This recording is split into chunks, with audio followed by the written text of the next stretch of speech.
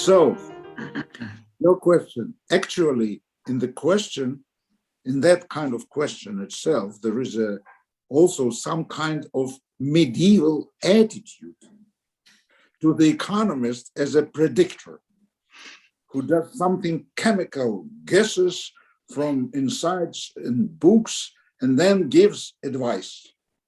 If the advice is wrong, his head is cut off. It's a very special attitude to whoever and to the economist itself.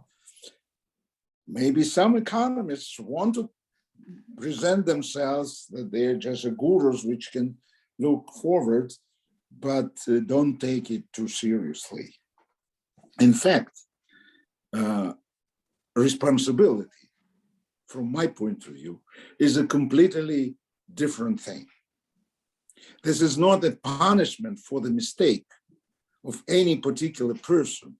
Responsibility for a politician and an economist is the ability to have a broad global vision, to understand the interconnection of everything happening in the world, as well as to understand how recommended and accepted decisions participate in these global connections.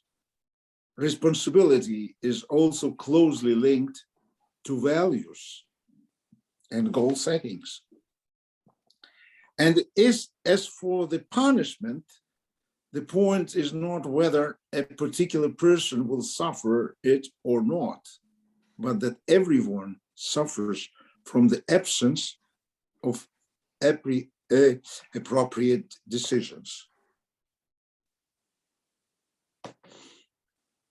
As the Russian historian Ключевский said once, history is not a teacher, but a supervisor of Magistra Vita, mentor of life. History is not a teacher, but a mentor of life. It does not teach anything, but only punishes for not knowing the lessons. I think this expression is the right answer to that question, because it's our fault that we are listening to the wrong recipes. Why we are listening to the wrong recipes? Because we don't want to listen to history, and we don't want to understand time. What means to be a politician? It means to listen to the steps of the God, not to think that you can change the life. It is necessary to understand the substance of time and substance of history for that moment. Then it works. If you don't understand that and moving different direction, if you have a slogan, let's make America great again. So not to look forward, but to look back. Or if you are saying that you want to make Great Britain great again, and so on, it means that you have a conflict with time. You have a conflict with history.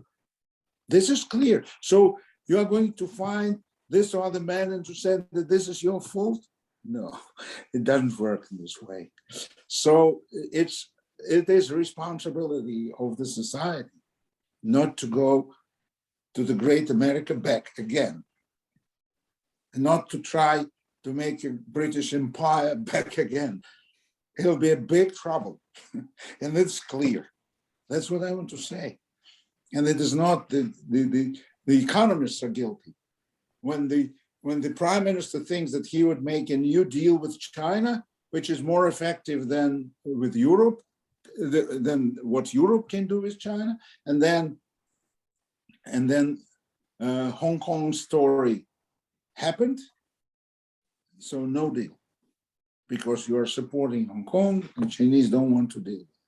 You want to have a deal with Americans, and the president of the United States is Irishman, and he have a problem with what's going on in Ireland, you have no borders, you don't know how to regulate that.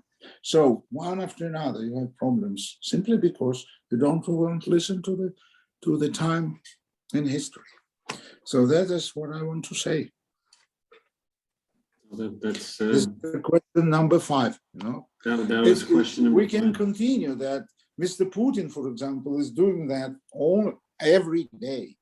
He's saying that Russia must be a special civilization. Special civilization. We would pay for that a big price, because it's counterproductive. It's contradiction with the time and history. You can't take the whole country back. And this is the issue which is very important, that the world society lost the vision of future. It's a general problem. It's not only a problem of Putin. It's also a problem of Trump. It's also a problem in Europe. Look at Poles. Look at all the stories. Because of political entropy. We are living in the times of political entropy. And that means the dissolving of the politics, because politics is still organized like the 19th century. And the life is changing all that. And there is no answer. How political parties had to work, how elections must work, how all that to organize in the current time, not just it was 100 years, 50 years ago, just now. And nobody's even trying to answer that question. I mean, on the highest political levels.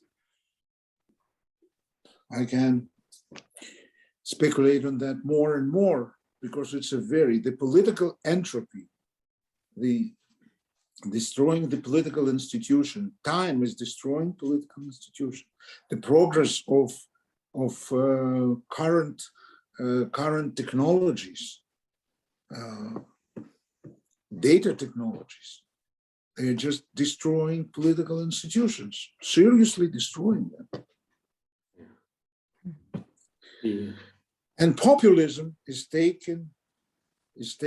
coming on the top of this. Populism is coming. Look at France. Look at candidates for presidency in France. Le Pen and this new person, which are almost far right people. They together have more than Macron. They have 32%, 15 and 17. And Macron have 24 or something like that. That means that the big part of society is moving to that direction. Which direction? Backwards, simply backwards. They don't see the future. They don't understand what is the future. And the economy is a part of that. They don't understand their role. So we can go to the sixth question.